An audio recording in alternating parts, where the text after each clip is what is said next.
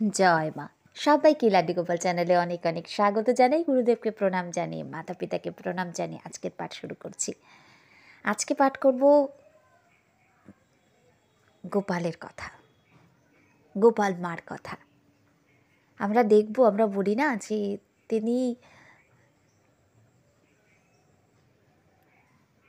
তিনি তো পাথর, তিনি তো পাষাণ, তার সামনে দিলেই বা কি, না দিলেই বা কি, আমাদের কষ্টে দুঃখে তার কিছু এসে যায় না। কিন্তু শ্রী গুরুদেব বলতেন, ওরে তার মতন কোমল কেউ নেই রে, তার মতন কৃপালু কেউ নেই, তার মতন দয়াময় কেউ হয় না।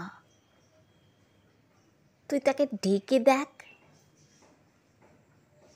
তিনি তোর পিছু পিছু ঘুরবেন, সব কাজ তিনি করে নেবেন, সব দায় দায়িত্ব তিনি সামলাবেন। তুই শুধু তাকে ডেকে দেখ।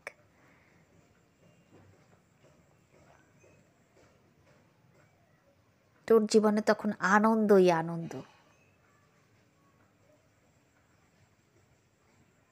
একটা ভজন আছে না, সদা প্রীতপাল হরি, হে দীন দয়াল হরি,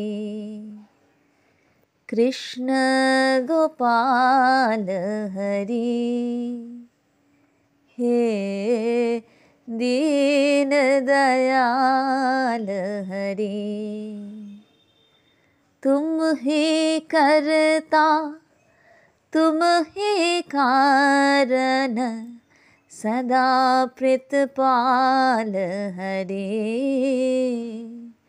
हे दीन दयाल हरि। तो गोपाल माँ, গোপাল মা একটা ছোট ঘরে বহু বছর ধরে বাস করতেন, ধ্যান জপ করতেন। তো গোপাল মার এই ছোট ঘরখানাতে আসবাবপত্রের নাম গন্ধ নেই। প্রসঙ্গক্রমে বলে রাখি, যে ঘরে বহু বছর ধরে নাম জপ ধ্যান পাঠ হতে থাকে, খুব বেশি ওই ঘরে বসে যদি আমরা অন্য আলোচনা না করি, তাহলে কিন্তু ওই ঘরের প্রতিটা অনুপরমাণু, এমনকি ইট পাথর যা দিয়ে তৈরি, কাঠ হোক, যা দিয়ে ঘরটা তৈরি, লতা পাতা যা দিয়ে তৈরি হোক, প্রত্যেকটা কিন্তু প্রতিটার অনুপরমাণু ওই যে আমরা যে এত বছর ধরে নাম জপ ধ্যান হচ্ছে সেটাকে রিসিভ করে নেয়, শুদ্ধ হয়ে যায় এবং ওই জায়গাটা চার্জড হয়ে যায়, সিদ্ধ হয়ে যায়। 12 বছরের ওপর যদি চলে তাহলে তো ওই জায়গা সিদ্ধ হয়ে যায়। এটা স্বয়ং আমাদের গুরুদেবী শ্রী গুরুদেবী বলে গেছেন। ওই জায়গাটা তৈরি হয়ে যায়। তো গোপাল মা ওখানে ঘরটাতে আসবাবপত্রের নামগন্ধ নেই। প্রস্তরময় ঘরের মেঝেই তার শয্যা, আর অতিথিগণকে তিনি যে মাদুরে বসিতে দিলেন তাহাও তাহার তাকের ওপরে গুটানো ছিল, নামাইয়া লইতে হইল।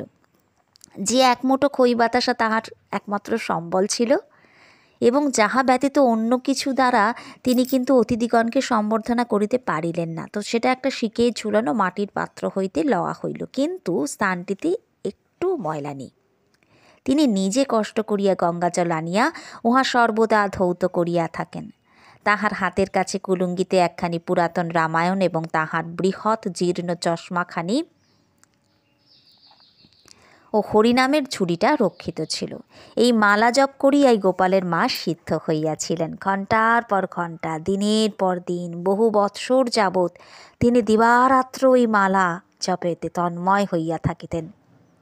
শুভ্রোজ্জ্বল চন্দ্রালোকে বাহিরের গাছপালা এবং ফুলগুলোকে দেখিয়া মনে হইতেছিল যেন এক শ্বেত মর্মরের স্বপ্ন রাজ্যে কতগুলো কালো ছায়ামূর্তি নড়িতেছে ও ফিসফিস করিয়া কথা কহিতেছে। কিন্তু আমাদের এই সদাব্যস্ত জগতের মধ্যে গোপালের মার নীরব গম্ভীর শান্তি স্মৃতিমণ্ডিত এই ছোট ঘরখানি যে চিন্তার উদয় করিয়া দেয়, তাহাদের ন্যায় কোনো কিছুই স্বপ্নবৎ প্রতীয়মান হইতে পারে না। আমাদের এই স্থান দর্শনের কথা শ্রবণ করিয়াই স্বামীজি বলিয়াছিলেন, আহা, তোমরা যা দেখেছ তাই প্রাচীন ভারত, যখন লোকে সজল নয়নে প্রার্থনা পরায়ণ থাকতো, যখন রাত্রি জাগরণ এবং উপবাস লোকে নিত্যকার ব্যাপার ছিল, সেই ভারত ক্রমশ লোপ পাচ্ছে, আর কখনো ফিরে আসবে না।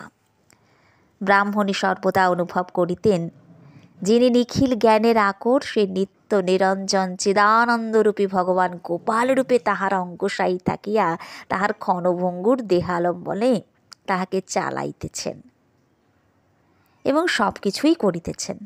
তাই তিনি তথাকথিত পুঁথিপত্র পাণ্ডিত্য অর্জন না করিলেও তাহার প্রকৃত জ্ঞানের অভাব ছিল না। 1887 সালের শেষভাগে বলরাম গৃহে অবস্থানকালে এক সায়াহ্নে অনেক ভক্ত মিলিত হইয়া তাহাকে নানা প্রকার প্রশ্ন করিতে আরম্ভ করিলে তিনি বলিলেন, ওগো, আমি যে মেয়ে মানুষ, বুড়ো মানুষ, আমি কি তোমাদের শাস্ত্রের কথা জানি? তোমরা শরৎ, তারক, যোগেনকে জিজ্ঞাসা করোগে, যাও না। নাছোড় বান্তা হইয়া সকলে প্রশ্নের পর প্রশ্ন করিয়া তাহাকে ব্যতিব্যস্ত করিয়া তুলিলেন। তো অনন্যপায় হইয়া বৃদ্ধা বলিলেন, তবে দাঁড়াও বাপু, গোপালকে জিজ্ঞাসা করি। ও গোপাল, গোপাল, ওরে এরা কি বলছে? আমি কি ছাই এত কিছু বুঝতে পারি? তুই বাপু এদের একবার বলে দে না। অতঃপর প্রত্যেকের প্রশ্নের জবাব দিতে দিতে ব্রাহ্মণী বলিতে লাগিল, ওগো গোপাল এই বলেছে। কিছুক্ষণ এইভাবে প্রশ্নোত্তর চলিবার পর ব্রাহ্মণী হঠাৎ বলিয়া উঠিলেন, ও গোপাল, গোপাল, তুই চলে যাচ্ছিস কেন? ওদের কথার জবাব দিবি না? গোপাল চলিয়া যাওয়ায় প্রশ্নের আর উত্তর পাওয়া গেল না। স্বামী বিবেকানন্দের স্বনির্বন্ধ অনুরোধে ব্রাহ্মণী 2টি মহিলাকে দীক্ষা দিয়াছিলেন। দীক্ষা দিতে সম্মত করিবার জন্য স্বামীজি বৃদ্ধাকে বলিয়াছিলেন, তুমি কি যে সে? তুমি জবে সিদ্ধা, তুমি দিতে পারবে না তো কে পারবে? বলি, কিছু না পারো, তোমার ইষ্ট মন্ত্রটি দিয়ে দাও, তাতেই ওদের কাজ হবে, তোমার আর কি হবে? দীক্ষান্তে গুরুদক্ষিণা গ্রহণে ব্রাহ্মণীকে আগ্রহ শূন্য দেখিয়া বলরামবাবু বলিলেন, কিছু না নাও, অন্তত 16 আনা করে নাও। অবশেষে শিষ্যদের তৃপ্তি বিধানের জন্য একটি টাকা গ্রহণ করিয়া উপদেশ দিলেন, ওগো, মন প্রাণ যে দেবার কথা, টাকা তো তুচ্ছ, নাম নেওয়া হেলনা ফেলনা জিনিস নয়, অন্তত 10,000 জপের পরে আসন ত্যাগ করো। পূর্বেই বলা হইয়াছে যে কামারহাটির বাগানবাটিতে ভূত প্রেতের উপদ্রব ছিল। 1901 সালে বৃদ্ধা তো একবার আমাশয় রোগে আক্রান্ত হওয়ায় যাহাতে তাহার সেবা শুশ্রূষার কোনো ত্রুটি না হয় সেজন্য স্বামী শারদানন্দ নিজ ব্যয়ে তথাকথিত সেখানে একটা কী করলেন, ভক্ত সেবিকা নিযুক্ত করে দিলেন ওই বাড়িতে।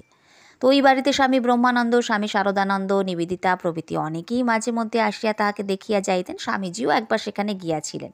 যা হোক, সেবিকাকে দেখিয়া তো অঘরমণি বলিয়াছিলেন, তুই কেন এখানে এলি? আমার তো গোপাল আছে, দেখ, যখন শব্দ টব্দ পাবি তখন খুব জপ করবি। গোড়া থেকেই বাপু বলে রাখছি, এখানে নানা রকমের আছে, নানান রকম।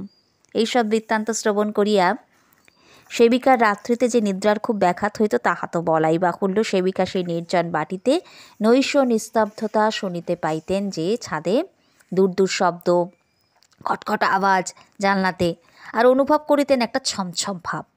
গোপালের ভাবে গড়গড় মাতোয়ারা ব্রাহ্মণীর অন্তরে কিন্তু বিন্দুমাত্র ভয়ের সঞ্চার হইত না। তিনি নিশ্চিন্ত মনে তাহার সুদীর্ঘ জীবন এই পরিবেশের মধ্যেই কাটাইয়াছিলেন। ঠাকুরের সন্ন্যাসী শিষ্যবর্গের প্রতি তাহার যে কত গভীর ভালোবাসা ছিল, নিম্নোক্ত ঘটনাটাতে হৃদয়ঙ্গম করা যায়। কামারহাটি থাকাকালীন ব্রাহ্মণী নরেনের অর্থাৎ স্বামী বিবেকানন্দের আকস্মিক তিরোধানের সংবাদ পাইয়া এত মর্মাহত হইয়াছিলেন যে তিনি শোকাবেগে মূর্ছিত হইয়া মাটিতে পড়িয়া যান। আর এই পতনের ফলে তাহার হাত ভাঙিয়া যাওয়ায় উহা বার বাঁধিয়া রাখিতে হইয়াছিল। তো ব্রাহ্মণীর পরিচর্যার জন্য এবারও তথায় একজন সেবিকা রাখার সুব্যবস্থা হলো। ব্রাহ্মণীর শেষবার কামারহাটিতে পরিত্যাগের পূর্বে স্বামী ব্রহ্মানন্দ বিনোদ নামক জনৈক ভক্ত বালককে কিছু ফল ও শাকসবজি ব্রাহ্মণীর নিকট পাঠাইয়াছিলেন। তো উক্ত বালকটা সেদিন কলকাতায় প্রত্যাবর্তন না করিয়া বৃদ্ধারই ক্ষুদ্র কুটিরেই রাত্রি যাপন করিলেন। ভোর হইবার পূর্বেই শেষ রাত্রে ভক্তটা শুনিতে পাইলেন, বৃদ্ধা যেন কাহাকেও মৃদু ভৎসনা করিয়া বলিতেছেন, এখনও ভোর হয়নি, কারো ঘুম ভাঙেনি, কাক কোকিলও ডাকেনি, এখনই নাওয়া খাওয়া। বাবা রোসো, যখন ভোর হবে তখন স্নান করবে, গঙ্গায় ঝাঁপাই ঝুড়বে। তো ভোর হলে ভক্তটা গোপালের মাকে কৌতূহলবশে জিজ্ঞাসা করিলেন, আপনি শেষ রাতে কার সঙ্গে কথা বলছিলেন? নিঃসংকোচে বৃদ্ধা উত্তর দিলেন, কেন, তুমি কি জানো না যে গোপাল আমার সঙ্গে থাকে? আমি যে তারই সঙ্গে কথা কইছিলাম। অহর্নিশ মাতা পুত্রের মধ্যে কি মধুর দ্বন্দ্ব লীলা চলিত তাহা ভাবিলেও শরীর আনন্দে পুলকে রোমাঞ্চিত হইয়া ওঠে। ভাগ্যবান জনই এই স্বর্গীয় অতুল প্রেমের অধিকারী হইয়া জগতে সত্য জ্ঞান ও আনন্দের অফুরন্ত উৎস খুলিয়া দেন। বিশ্ববাসী সে ত্রিধারায় অবগাহন করিবার করিয়া ধন্য এবং কৃতার্থ হয়। 1904 খ্রিস্টাব্দে যখন গোপালের মার শরীর অত্যন্ত অপটু হইয়া পড়ে, তখন তাহাকে বাগবাজার পল্লীস্থ 57 নম্বর রামকান্ত বসু স্ট্রিটে বলরাম মন্দিরে লইয়া আসা হয়। বলরাম বাটিতে অবস্থানকালে যখন কখনো কখনো দেখা যেত যে স্ত্রীলোকেরা যেমন সন্তান ক্রোড়ে রইয়া বাকিয়া বাকিয়া চলে, ঠিক সেইভাবে গোপালের মা খাবারের দোকানের দিকে চলিয়াছেন এবং দোকানে পৌঁছিয়া প্রাকৃতজনের স্থূল দৃষ্টি বহির্ভূত চপল গোপালের সঙ্গে কথা কহিতেছেন। খাবি খাবি, খা খা, কত খাবি খা, আমি কিনতে কোথায় পাবো। বলা বাহুল্য তিনি আজকাল প্রায় সর্বক্ষণই গোপালকে দর্শন করিতেন। গোপালের মার অদ্ভুত জীবন কথা শ্রবণ করিয়া এবং তাহার পবিত্র সঙ্গলাভ করিয়া ভগিনী নিবেদিতা এত মুগ্ধ হইয়াছিলেন যে তিনি স্বতঃপ্রণোদিত হইয়া বাগবাজার পল্লীর 17 নং বসুপাড়া লেনস্থ স্বকীয় বাসভবনে গোপালের মাকে রাখিয়া তাহার সেবা শুশ্রূষা করিবার জন্য বিশেষ আগ্রহ প্রকাশ করিতে লাগিলেন। তাহার আতিশয্যে, এই আগ্রহের আতিশয্যে গোপালের মাও কিন্তু নিঃসংকোচে, কোনো দ্বিধা সংকোচ না করিয়া নিবেদিতার গৃহে থাকিতে সম্মত হইলেন। নিবেদিতাও গভীর ভক্তি শ্রদ্ধার সঙ্গে মাতৃজ্ঞানে গোপালের মার সেবায় আত্মনিয়োগ করলেন। গোপালের মার বালিকা স্বভাব। কোনোদিন হয়তো দুপুরে তিনি কিছুই খাইলেন না। সেবিকা দেখিয়া অনুযোগ করিয়া বলিলেন যে আজ কেন গোপালের এত বেলা পড়ে গেল, খাওয়া দাওয়া হলো না। আসনে বসে একবার দুষ্টু গোপালকে চোখ বুজে ডাকুন তো। তাহাই হইল। পরে চোখ মেলিয়া তিনি মৃদু হাসিয়া বলিলেন, গোপাল বলছে আজ আর নিজে খাবে না। অগত্যা সেবিকা নিজ হাতেই তাহাকে খাইয়া দিলেন। এখন সর্বক্ষণ গোপাল দর্শনের ফলে তাহার স্বদেহে আমিত্ববোধের লেশ মাত্র ছিল না। তাই আমি খাবো, আমি শোবো না বলিয়া তিনি বলিতেন গোপাল খাবে, গোপাল শোবে, এইভাবেই সর্বদা কথা বলিতেন। সবই তখন তুচ্ছ, শুধু গোপাল, আর কিচ্ছু না। সবই তখন তুহুতে পরিণত হলো। তিনি একদিন দেখলেন যে নিদ্রিতা নিবেদিতার ঘাড়ের কাছে একটা বিড়াল শুইয়া আছে, আর সেবিকা বিড়ালটিকে তাড়াইয়া দিলে গোপালের মা উচ্চস্বরে বলিয়া উঠলেন, কি করলি মা, কি করলি? গোপাল গেল রে, গোপাল গেল রে। বস্তুত এই জন্তুটার মধ্যেও কিন্তু তিনি তার ইষ্ট দর্শন করিতেন। সবার মধ্যে তাকে দেখছেন তখন।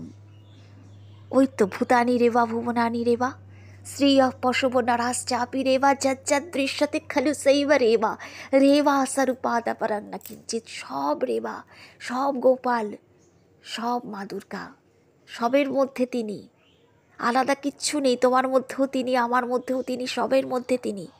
আমি নেই কোথাও, শুধু তিনি। ওই যে বলছেন তুহু, অস্মিতার নেই, আমিত্ববোধ নেই যে আমির জন্য এত কিছু। আমিত্ব না থাকলে কোনো আসক্তিও নেই।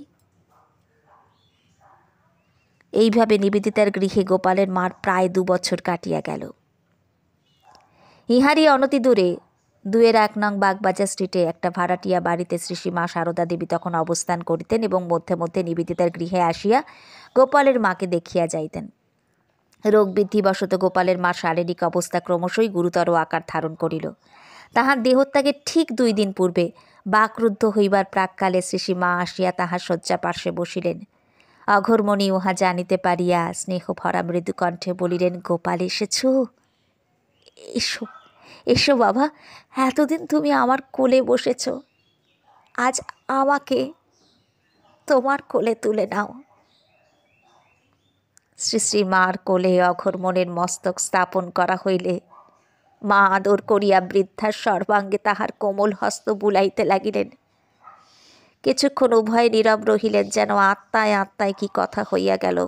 ক্ষণপরেই গোপালের মা শ্রী মার মধ্যে তাহার আদরের গোপালের আবির্ভাব অনুভব করিয়া করুণ কণ্ঠে বলিয়া উঠিলেন, গোপাল, এতদিন তুমি আমার পা ধুইয়ে দিয়েছ, আমার বসবার আসন পেতে দিয়েছ, আজ তোমার পায়ের ধুলো আমার মাথায় দাও গোপাল।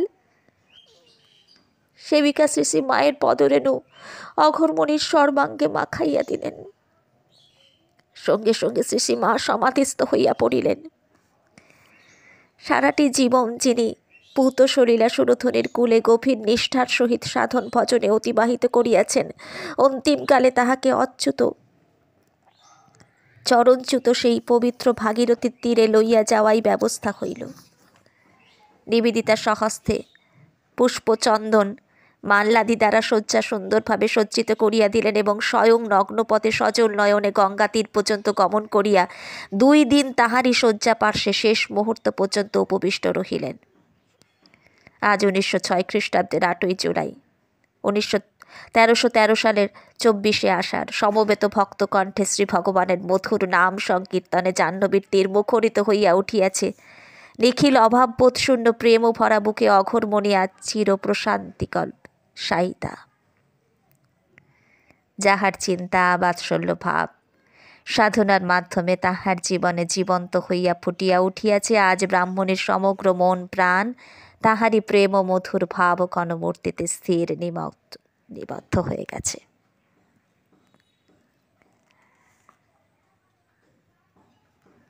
ওম শান্তি শান্তি শান্তি। আজকের পাঠকে এখানেই বিশ্রাম দিচ্ছি। জয় মা, জয় মা, জয় মা।